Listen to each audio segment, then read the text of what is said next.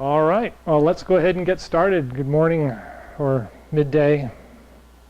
So we're just entering the winter begins chi nodes. And of course, the next couple of chi nodes will be all about the winter, the very cold setting in. And so, of course, the readings kind of respond to that. A lot of the Tao readings in the book that we share have been really internal and really thought-provoking and kind of, you know, how are we doing? What are we doing? Why are we here? Am I doing what I want to be doing? So we did kind of just pass the hair's, you know, the breadth of a hair off reading, where if we're traveling down the road and we're slightly off, if you don't correct, it's going to be way off. And then, of course, yesterday's reading was one of my favorites. And then today's reading, aging.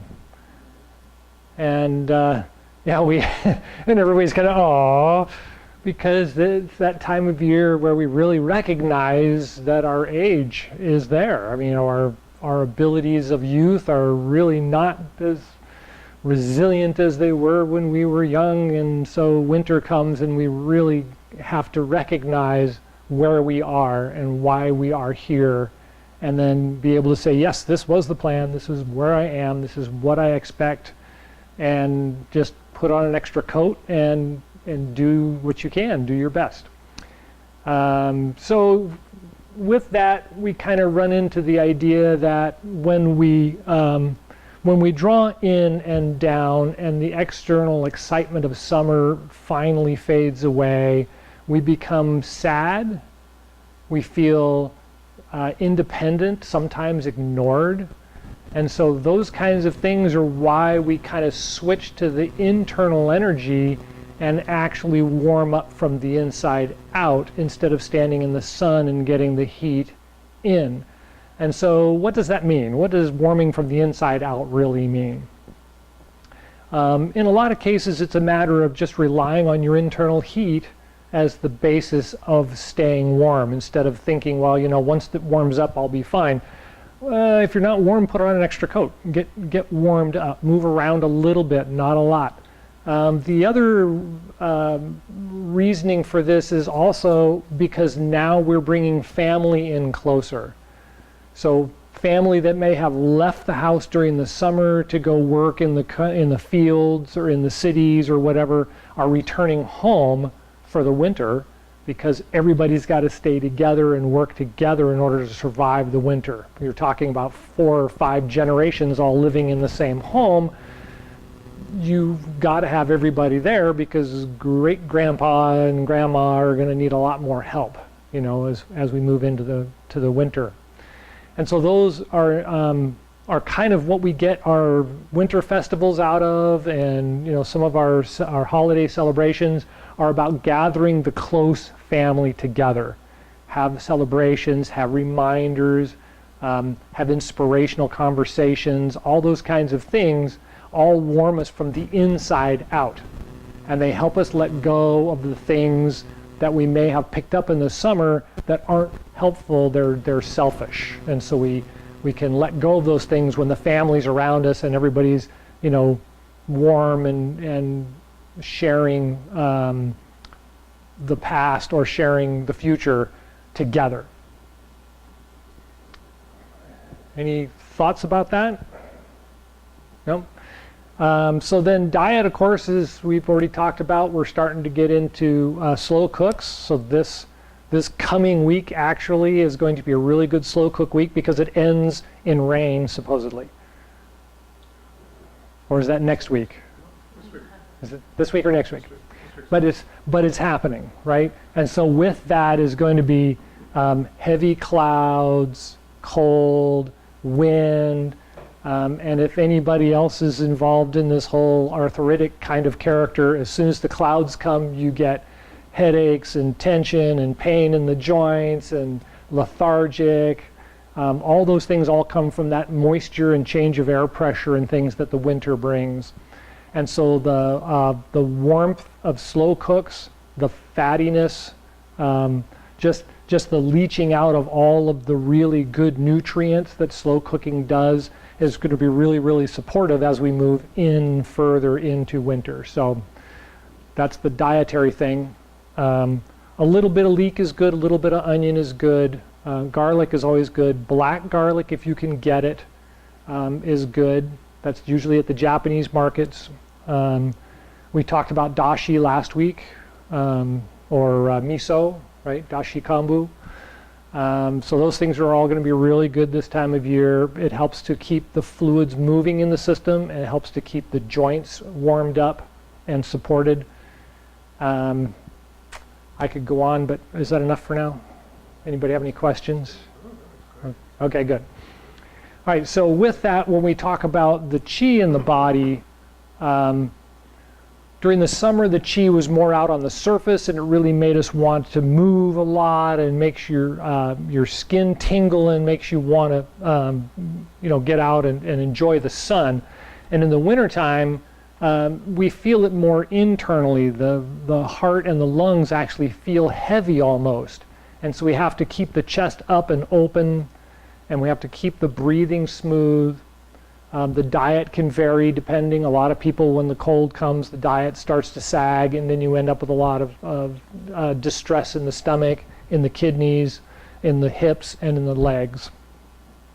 And so when we talk about the movement of the chi this time of year, we really want to think about the chi not coalescing yet, and not sinking down and becoming a diamond yet, but we think about it when we meditate. That's fine.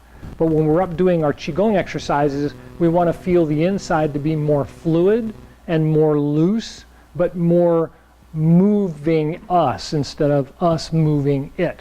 And so last week we kind of talked about that, getting that rolling in the body feeling so that you could feel it inside and not just my legs making my body going around. I want to feel that rolling feeling. The obvious discussion that we usually have is a bucket with some water in it. If you just suddenly turn the bucket quickly, the water just splashes around. You have to kind of slowly get it going and then work up till it's actually crawling up the edges of the bucket. And so you want to feel that inside. Just start off real slow and kind of get the feeling like things are moving around smoothly inside. That's going to help in the way that when we move during the wintertime, that we're moving from the energy out instead of from the physical in, like in the summer. And so with that, we want to think about planting our foot in the ground when we take the step forward more this time of year than we did during the summertime. In the summertime, it was easy. You just step the foot out and you roll around the foot, and everything's happening with the dynamics of the body. Where this time of year, we can sit down a little bit and really feel the legs and the feet strong, holding us up, and yet firmly connected to the ground. And so when I roll just a little bit, I can really feel my feet. They're really sensitive to the movement of the body, and I'm very aware of them because my energy is less outside and more inside, and balance is very inside. So you get that kind of sensation of rolling the feet on the ground. They feel more solid than during the summer. And so when we decide to move, it's really easy to recognize the weight for balance, and then rolling onto the foot really feels like it's happening way down low in the body instead of up here in the middle of the body. And so think about the body's weight being down as far as you can, and just kind of rock back and forth a little bit. See if you can get that feeling. Last week we talked about the pendulum, and I meant to do it. So if your hands are relaxed and you roll out, they're just slightly behind you. It's like you're in some slow oil of some sort, and the body moves back, but the arms have to follow to keep up.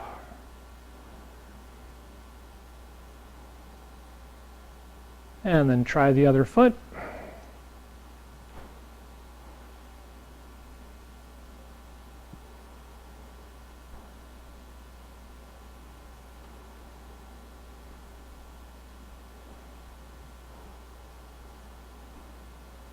Good. So it's a nice feeling. It's a gentle rolling sensation, and we want to add that to all of our movements. So if I'm in the standing position, and I'm going to do, say, the first moving gong, and I roll back, instead of my hands being right with me, I actually want to roll back and then feel them slowly catch up and open. And then as I come forward, now they're trying to catch up and come in.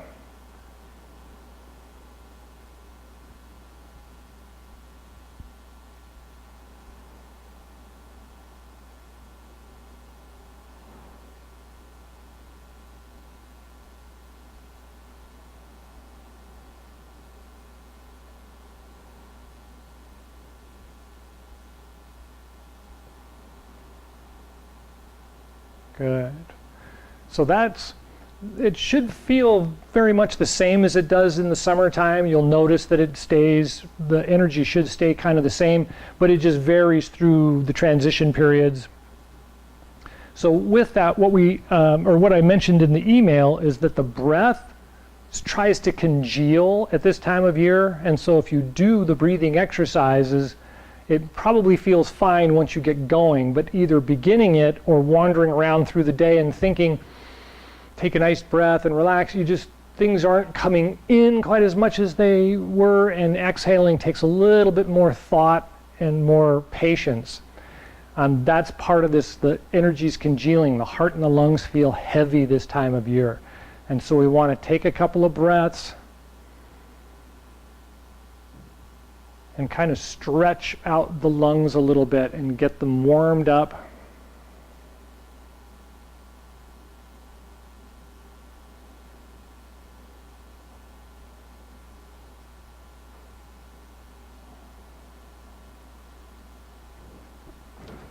And then after a couple of breaths, think about really opening the shoulders.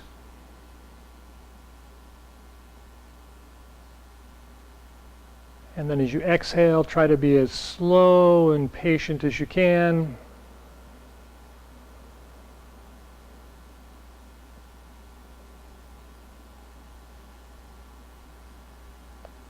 And inhale.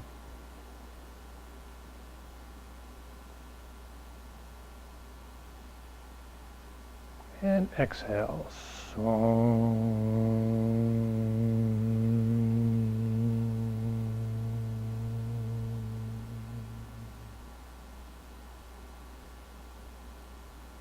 Good. And relax. So you'll notice after just a couple of breaths, it starts to smooth out and the chest starts to warm up, and then things are a little bit more fluid. So as we've talked about before, just a reminder, things like that, they're just indicators, they're not symptoms. So don't automatically think, oh, there's something wrong, I gotta go see the doctor. Yeah, try breathing a couple of times and see if it warms up. Generally it will. Generally it will. In the winter time, that's kind of the way things go anyway. All right, any questions about that so far? I think we've got a lot of time left. Any questions? No. Wow, good job. So this time of year, pressure points work really well. Acupressure points work really well, right? Because everything's centered in the body and there isn't so much stuff going on the outside. So light massage in the points that are here in the hand. Also, there's 3 fingers down on the inside and the outside of the wrist is a good spot, and you just need to kind of touch it and roll your fingers around a little bit. Those are really good spots. Obviously, people have, because of the condensing chi and the slowing of the fluids, some people have more headaches. So the headache points are right here underneath the eyebrow. If you roll from the bridge out, you'll notice there's kind of a little dip right about there. It's almost halfway out. And you don't need to push it really hard on it, but if you have a really bad headache, I recommend that you just kind of squeeze it a little bit. You can squeeze the brow, or you can just push up underneath with your thumbs or your fingers. And then after you've done that for a minute or two, then brush the temples back behind the ears, kind of like you're putting glasses on. And that'll help reduce the tension headache in the forehead and in the top of the head. If you had to have a headache in the middle of the head to the back of the head, then it's the back of the head. You want to work on these two spots right here. There's one here and one here. They're the wind gates. And you can just lightly massage those. And then press down the neck slightly. And that ends up in the trapezius, so you want to grab right along this muscle right here and just kind of squeeze it and pull down. And you can do that, of course, on both sides.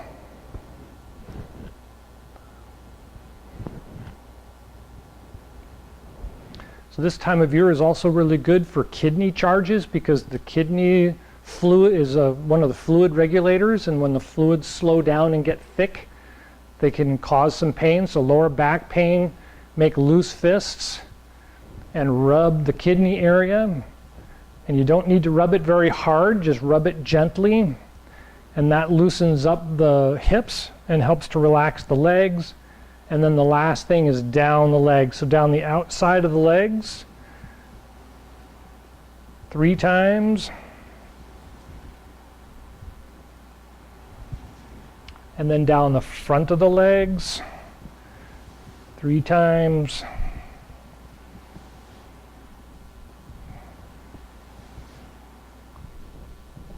And that really helps to keep the fluids on the surface from sticking, because we're getting to this, everything's kind of retreating, and so the surface of the skin gets stiff and kind of that crepey feeling, you know, like it's sticking, kind of rubbing it works really well. Warm baths, of course, are really good, not too hot this time of year. I think that covers a lot of what the pressure points that we can use this time of year. Any questions about the pressure points or the massage? No? Well, you guys are easy today. Okay, so the last thing we want to look at is the Tai Chi movements. When we do the Tai Chi this time of year, we can do it what I call old man style. So normally I'd be doing the set, I'd want to get this nice big kind of move feeling going. You know, I want to have a lot of body movement and flow, working through a lot of the moves. But in the wintertime, if you're warm enough, sure, that's fine. But if you just want to do the set, use the energy in the body and think about the energy doing all of this work instead of you physically doing it. And so I could do the set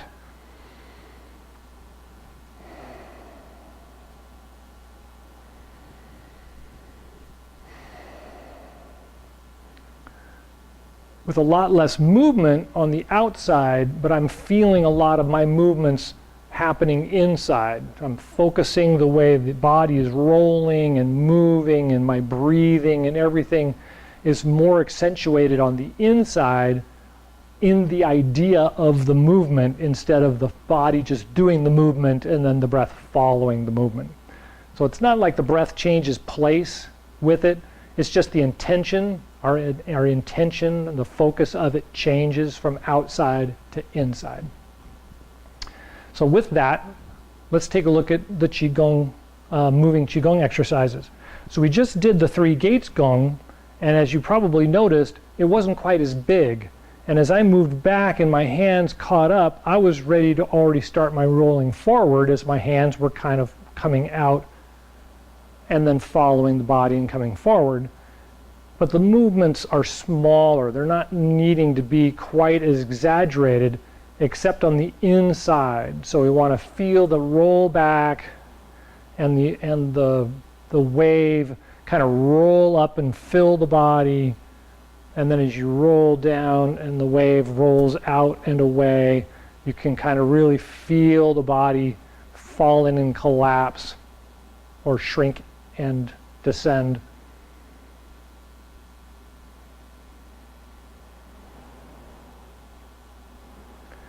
Same thing with the second moving gong. The second moving gong's a lot bigger a movement. It starts off really low and lifts up and comes way out and turns in and comes down. This time of year, we want to use the legs. The legs are great this time of year, so we can have some strength in the legs. So coming way down and lifting up is fine, but when you bring the hands out, they really don't have to reach out very far. They can just come around. As soon as you feel that kind of holding a big tree feel or a big hug feel, you can just start the roll back and keep everything in and down. So up and out. And exhale and draw in and sink down. And again.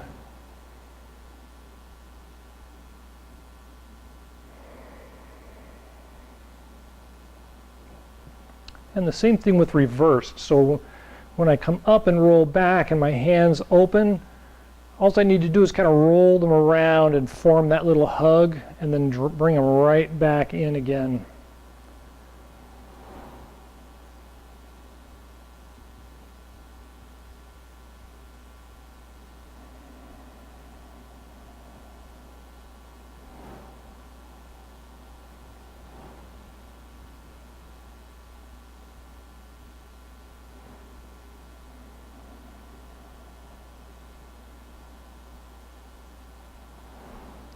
Good.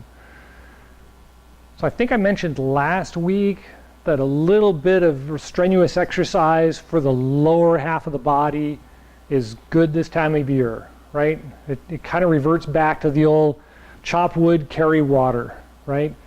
We're just down to the simplest of chores, but they've got to be done. And so the legs are a lot of that work for this time of year. Let's see, we haven't talked about it in a while, there's two main hearts or pumps in the body to pump the fluids in the body around. One of them is the heart. The other one is the legs. There's two arteries in the legs, or an artery and a vein in each leg that's the size of your thumb and about 2.5 feet long. And so there's enough blood in there to fill the heart. And so when you walk or use your legs and use those muscles, it's like a second pump, a second heart.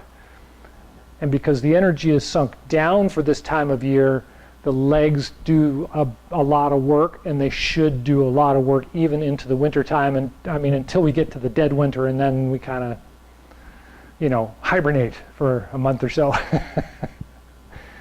right, any thoughts about that? No? Okay. So last thing we want to do is the Do Chi and the closing exercise. Everybody's got the Do Chi exercise okay? All right, so let's go ahead and do the standing closing, Guan Chi Gung, and then we'll finish with the bouncing Do Chi exercise. So take a couple of breaths. Really feel the feet against the ground. Grip with the toes just so that you can feel the middle of the foot, the bubbling spring point, kind of pick up slightly off the ground. You want to grip on nicely and hold on.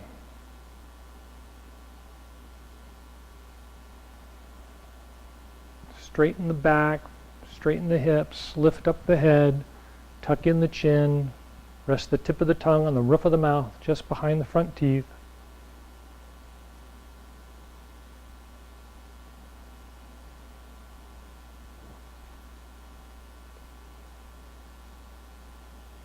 And when you're ready, palms out, inhale, rise up.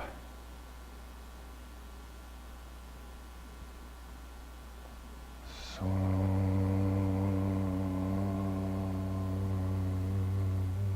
take a breath at the heart and lungs.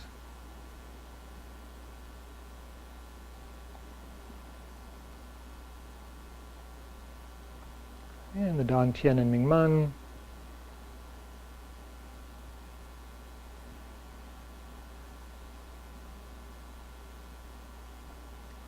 And the bubbling spring points to the bottoms of the feet.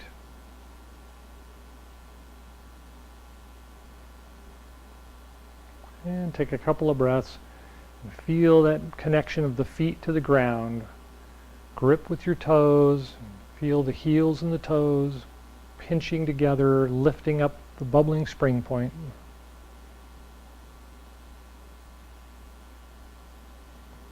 And when you're ready, palms out, inhale, rise up.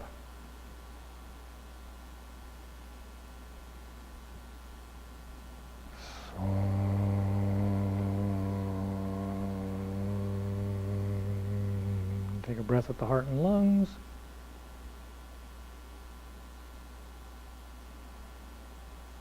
And Dan Tian and Ming Man.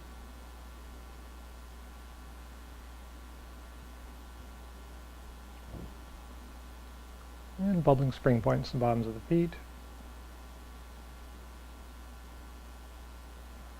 And take a couple more breaths and just feel the feet kind of sink into the ground. Feel your energy going down into the ground, deeper and deeper with each breath.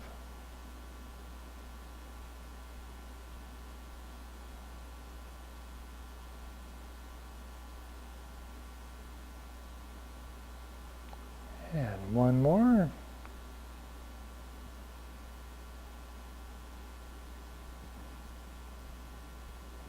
So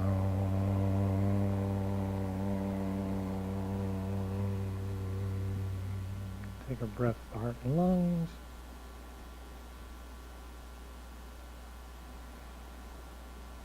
And Dan Tian and Ming Man.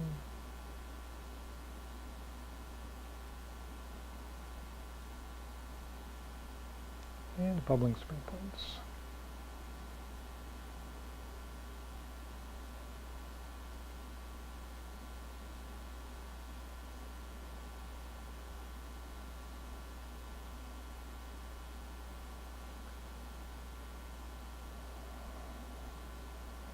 All right, the last thing, do Chi exercise, kind of bounce yourself, see if you can feel the bouncing of the fluids in the body, and then pick it up and drop them.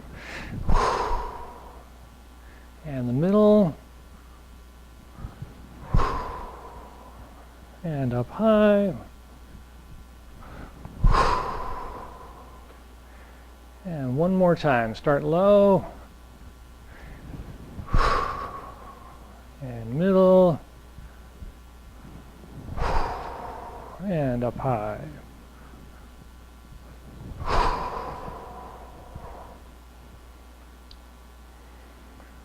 All right. Any last thoughts or questions? All right. Thank you all for coming. See you next week.